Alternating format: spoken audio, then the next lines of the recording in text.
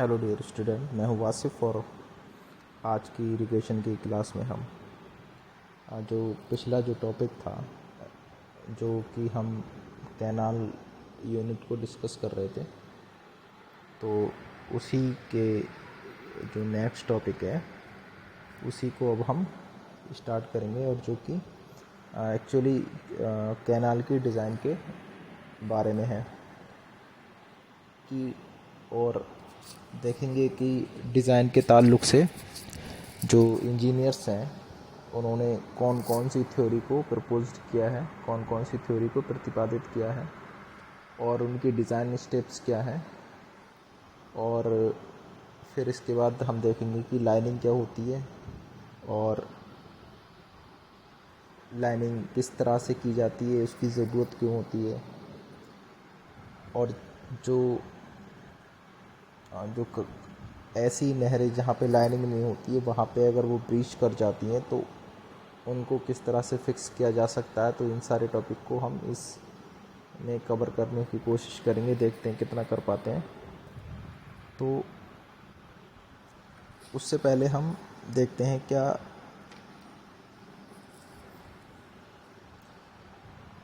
उससे पहले जो कैनाल की डिज़ाइन से पहले एक कुछ टर्मिनोलॉजी है उससे पहले, हालांकि यहाँ पे नहीं दिए तब भी हम उनको डिस्कस कर लेते हैं कि वो टर्म्स के बारे में आपको पता होना चाहिए डिज़ाइन क्वेश्चन लगाने से पहले। देखते हैं, पहला है जिसको हमने, हालांकि जो डिज़ाइन उसको कैनाल में हमने पढ़ा था, एक टर्म थी FSL। FSL क्या होता है? फुल सप्लाई डिस्चार्ज, क्या बोलते हैं इसको? ये वो एक्चुअली जो मैक्सिमम डिस्चार्ज होता है जिसके लिए उस पर्टिकुलर नहर को डिज़ाइन किया गया है। ठीक है गाइस। और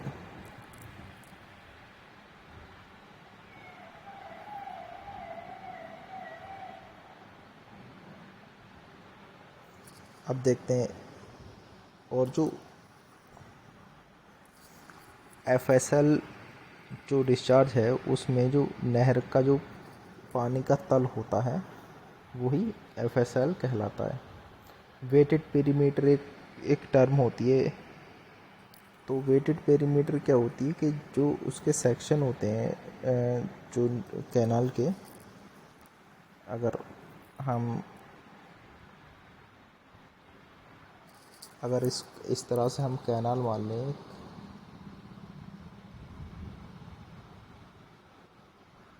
तो ये जो वेटेड वाला हिस्सा है, ये पानी इतने पोर्शन को इसके टच कर रहा है, तो ये जो हिस्सा होगा वो इसका, ये अगर इसको निकालेंगे वेटेड पेरीमीटर इसको कहते हैं। और इसी तरह से गाइस एक टर्म होती है क्रिटिकल वेलोसिटी। तो क्रिटिकल वेलोसिटी क्या होती है? वो एक्चुअली ये पानी का वेलोसिटी होती है जिस पे ना तो सिल्ट जमा हो और ना ही जो कटाव हो वो होता है। तो क्या कहलाता है? ये क्रिटिकल वेलोसिटी कहता है और इसको V0 से हम डिनोट करते हैं। और जब भी कभी कैनाल का जो वेलोसिटी है वो जब क्रिटिकल वेलोसिटी से जब कम होने लगता है तो सिल्ट में जो जमा होने की जो सिल्ट, एक्चुअली नहर में जो सिल्ट जमा होने की जो चांसेस है वो होने लगते हैं। अब एक है इसका velocity, critical velocity ratio term है, क्रिटिकल वेलोसिटी रेशियो। तो ये एक्चुअली क्या होता है कि जो एक्चुअल वेलोसिटी है और जो क्रिटिकल वेलोसिटी है उसी का रेशियो होता है। ऐसे ही एक टर्म है hydraulic mean depth. Hydraulic mean depth क्या होती है? जो नहर में जो जलधारा का जो क्षेत्रफल है और जब उसको वेटेड पेरीमीटर से डिवाइड करते हैं तो ये बन जाता है हाइड्रोलिक मीन डेप्थ। इसी तरह से हमारी एक टर्म होती है रोगोसिटी कोएफिशिएंट या हिंदी में रूक्षता गुणांक। और ये रूक्षता गुणांक एक्चुअली क्या शो करती है, जो आधार का जो तल होता है नहर का, उसकी रफनेस का एक्चुअली ये इंडेक्स है और उसी को डिनोट करती है। और ये अलग अलग के लिए डिपेंड करता है, अलग अलग टाइप की कैनाल के लिए अलग अलग होता है। जैसे कि अगर पक्की के लिए और कच्ची के लिए बात करें अगर, तो अगर नहर की अवस्था अगर अच्छी पोजीशन में है तो n इक्वल टू क्या होता है 0.0225। ठीक है गाइस।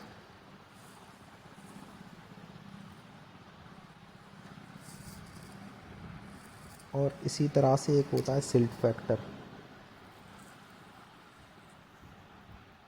तो अब हम देखते हैं डिज़ाइन किस तरह से करना है।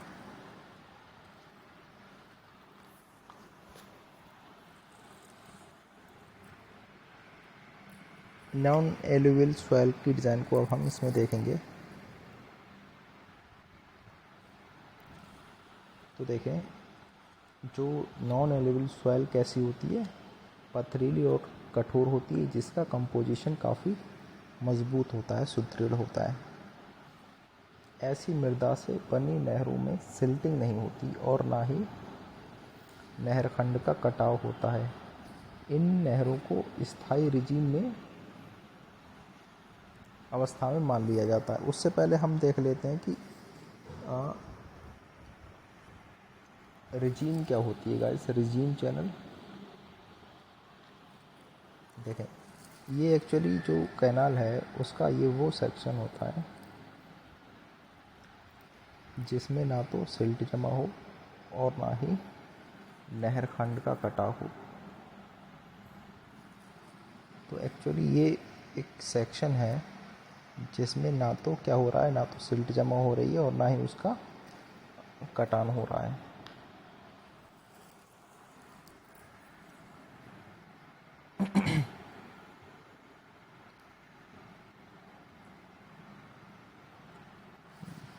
तो देखते हैं, इन नहरों में जो क्रिटिकल वेलोसिटी के वेग आवश्यक ढाल के बराबर दिया जाता है। जो वेलोसिटी है क्रिटिकल उसकी, वो स्लोप के अनुसार, और पार्श्व ढाल में 1:1 और भराव में 1:1।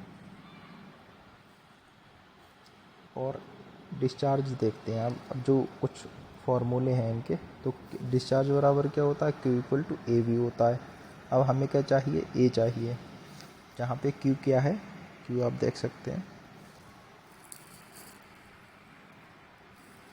ये आप देख सकते हैं Q जो है वो डिस्चार्ज है और जो नहरखंड का एरिया है वो वेलोसिटी है।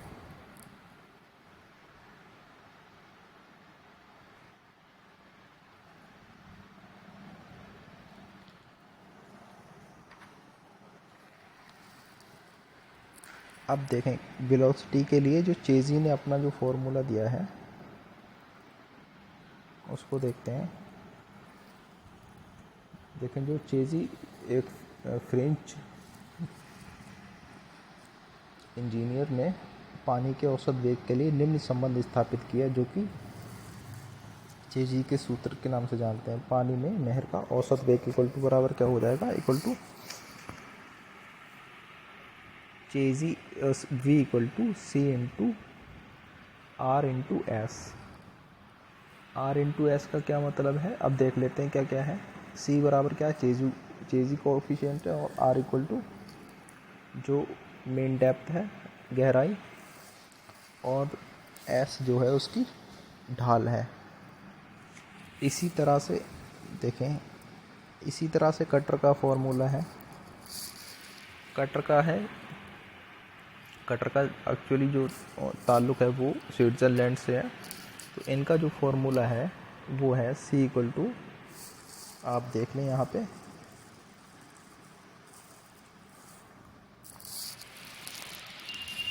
और एन और आर देखें क्या है, जैसे कि एन क्या था जो हमने रफनेस कोफिशिएंट पढ़ा था, और इससे पहले हमने रिजीम पढ़ी थी, ये उसको डिपेंड शो कर रहा है। अब जो है वो है Manning formula.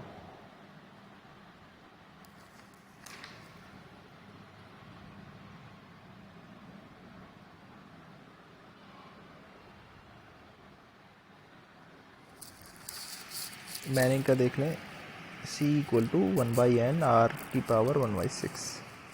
Where n equal to root था रुगोसिटी कोफिशिएंट,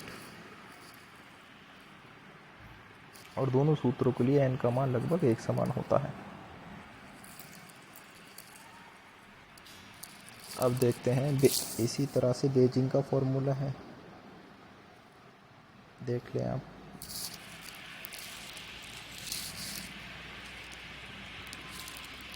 और जो रूक्षता कोफिशिएंट की वैल्यू देखें किस तरह से रहेगी। अगर चिकनी पत्थर है तो क्या रहेगी 0.06, और अर्थ है तो 1.3, वुड के लिए 1.16। अब हम देखेंगे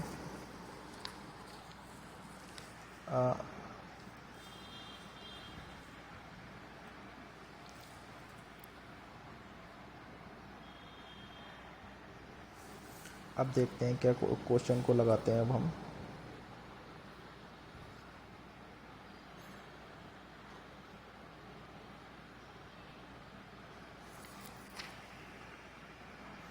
क्वेश्चन बोल रहा है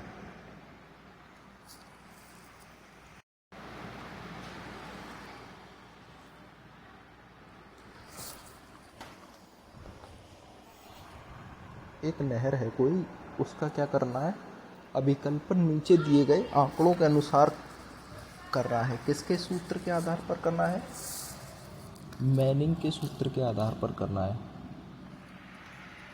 तो देखें, एक नहर खंड का अभिकल्पन नीचे दिए गए आंकड़े के आधार पर मैनिंग सूत्र से करना है। डिस्चार्ज इसमें कितना दिया है, डिस्चार्ज देखे दिया हुआ है 50 क्यूबिक, वेलोसिटी 1, आधार की तली की चौड़ाई,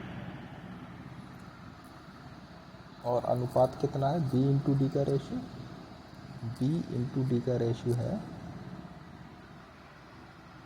6, और जो ढाल है वो है 1:1 की ढाल।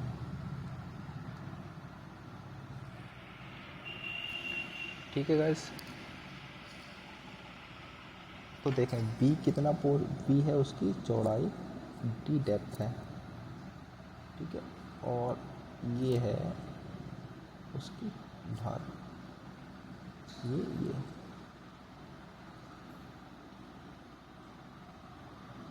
इस तरह से ज़्यादा समझ में आ जाएगी। अब देखते हैं Q इक्वल टू बराबर क्या होता है, Q इक्वल टू बराबर AB होता है। तो A बराबर यहाँ से क्या हो जाएगा, देखें A बराबर क्या हो जाएगा, Q/B 50/1, A एरिया है तो मीटर स्क्वायर। अब देखते हैं जो फिगर के अनुसार क्या होगा, जो एरिया B प्लस, देखें एरिया कैसे निकालेंगे, ये एरिया ले लें आप, और ये जो ट्राइंगल बन रहा है इन दोनों का एरिया ले लें, इस तरह से एरिया निकाल सकते हैं। तो क्या आएगा फाइनल में निकल के, B plus 2D/2 into D equal to B plus D into D, where B/D equal to 6, B equal to 60। फिर ये वैल्यू हम क्या करेंगे, ये जो इक्वेशन 1 है इसमें हम वैल्यू पुट कर देंगे, इसमें ये जो B की जो वैल्यू निकल के आई है वो इसमें हमें रख देना है।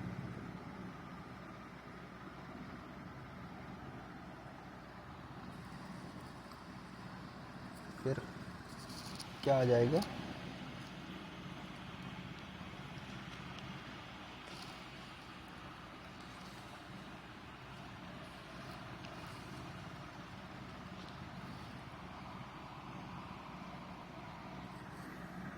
यहाँ से देखें b इक्वल टू कितना आ गया, विड्थ आ गई हमारी 16 metre.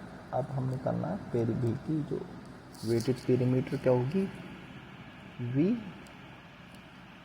Plus √2 into D into 2। तो d की वैल्यू रख दीजिए, d की वैल्यू कितनी है, d की वैल्यू ये रही 2.67।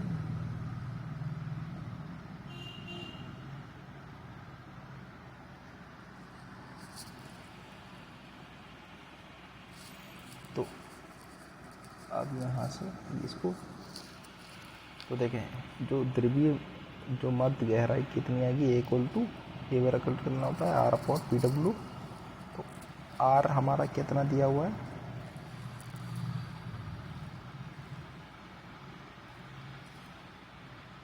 50, और पी डब्ल्यू कितना आया, ऊपर हम जो निकाला है डी की परिमाप आई 23.55। तो औसत वेग कितना, जो मैनिंग का फॉर्मूला क्या होता है मैनिंग का, ये जो फॉर्मूला हमने पुट किया है वो है v equal to 1/n r की पावर 2/3 इंटू एस की पावर हाफ। तो यहाँ से हमने s निकाल लेना है, स्लोप निकाल लेना है। तो ये आ गया उसकी डायमेंशन, b बराबर क्या आ गया 16, d बराबर 2.67, और जो ढाल है वो कितनी आई 1:45390। ये हो गया उसका डिज़ाइन, उसकी डायमेंशनिंग। एक्चुअली डिज़ाइन में हमें डायमेंशनिंग की निकालेंगे। अब जो है वो है जो जलोढ़ मिट्टी है उसके बारे में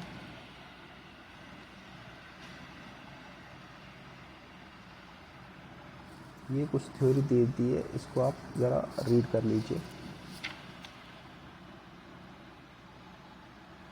इसके बाद और ये जो एलोवियल सॉइल है उसके लिए कैनेडी ने, जो कि ब्रिटिश इंडिया में पंजाब में इंजीनियर के पोस्ट पे थे, तो उन्होंने एक थ्योरी को प्रपोज किया जिसको क्या कहते हैं कैनेडी सिल्ट थ्योरी।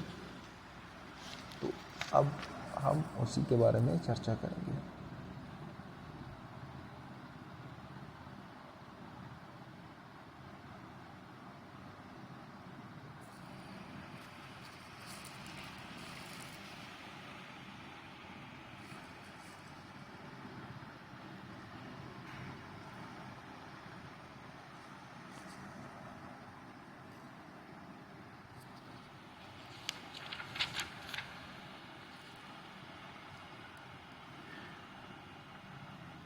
देखें, पहली बात तो यह है कि जो कैनेडी की सिल्ट थ्योरी है उसके लिए कौन कौन सी जो डेटा है वो हमारे पास अवेलेबल होना चाहिए। डिस्चार्ज,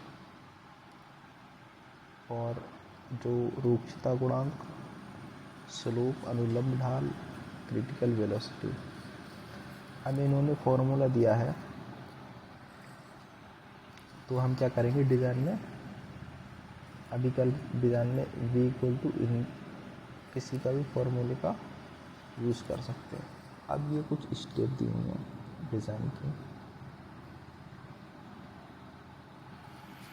देखते हैं। निम्न चरणों में नहर खंड का अभिकल्पन किया जाता है। फुल सप्लाई की उपयुक्त गहराई d मान ली जाती है एवं तथा वुड की तालिका अथवा ग्राफ की सहायता से दिए गए डिस्चार्ज के लिए उपयुक्त गहराई चुन ली जाती है। नहर का औसत वेग v equal to 0.56 m d की पावर 0.6 से ज्ञात कर लेते हैं। ये स्टेप दिए हुए, आप ज़रा रीड कर लें इनको।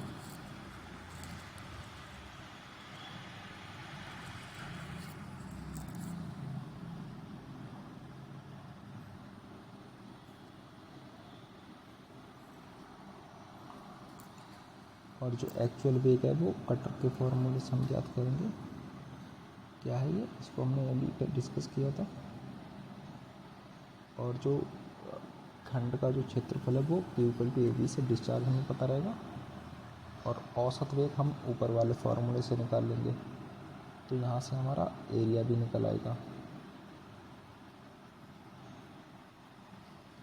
और जो ढाल है वो 1/2 का रेशो मानते हुए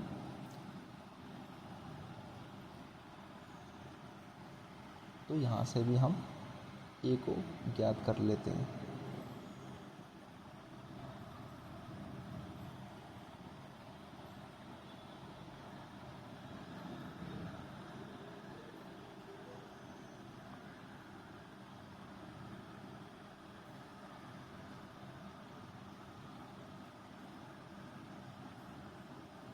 और देखें क्या है, अगर स्टेप 6 और स्टेप 2 के यदि बराबर है तो देखें स्टेप टू में भी हम क्या निकाल रहे थे, वेलोसिटी निकाल रहे थे, और स्टेप 6 में भी वेलोसिटी निकालना। अगर ये बराबर है तो चरण में मानी गई गहराई d सही होगी, अन्यथा गहराई का मान बदलकर संपूर्ण प्रक्रिया तब तक दोहराई जाएगी जब तक वास्तविक वेग औसत वेग के बराबर ना हो जाए। B/D ज्ञात करके वुड की तालिका अथवा ग्राफ से मिलान करें। यदि मान बराबर आता है तो ये गणना की जांच होगी। क्वेश्चन देखते हैं क्या है। एक नहर का निस्सरण 30 क्यूबिक ढाल दी हुई है, उच्चता गुणांक दिया हुआ है। आपको क्या करना है, कैनेडी की जो थ्योरी, वो जो डिज़ाइन स्टेप्स हैं उससे इसको लगाना है।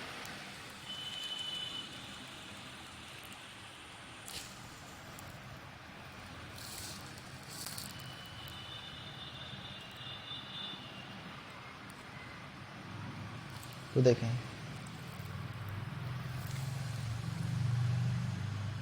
वुड की अभिकल्पन तालिका से 30 क्यूबिक एक चार्ट दिया हुआ है एक्चुअली इसमें बुक में।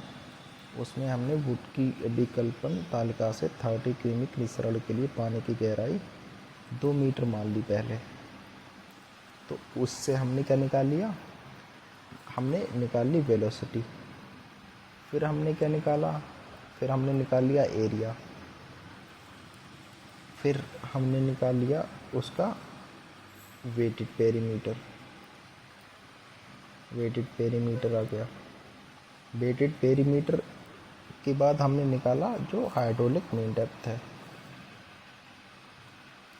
और फिर एक्चुअल वेलोसिटी निकाल ली कटर के फॉर्मूले से।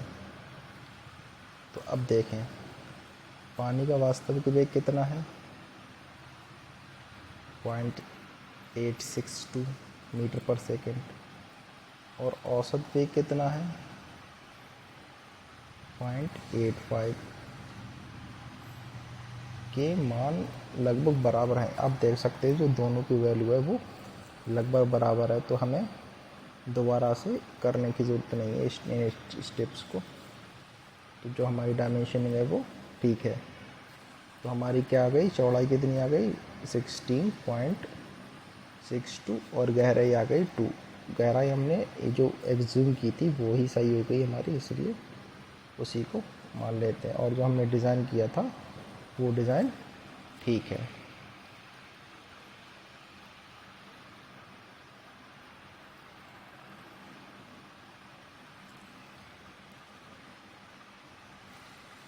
लेसी का सिल्ट थ्योरी देखते क्या है। और जो ऑब्जेक्टिव में हो सकता है कि जो लेसी और सिल्ट है इनकी कंपैरिजन में से आपसे कोई फैक्ट निकाले, क्योंकि ये ही क्या नाम इसमें यूनिट में जो दोनों की जो थ्योरी की डिज़ाइन थ्योरी की जो कंपैरिजन है वो अक्सर पूछा लिया जाता है।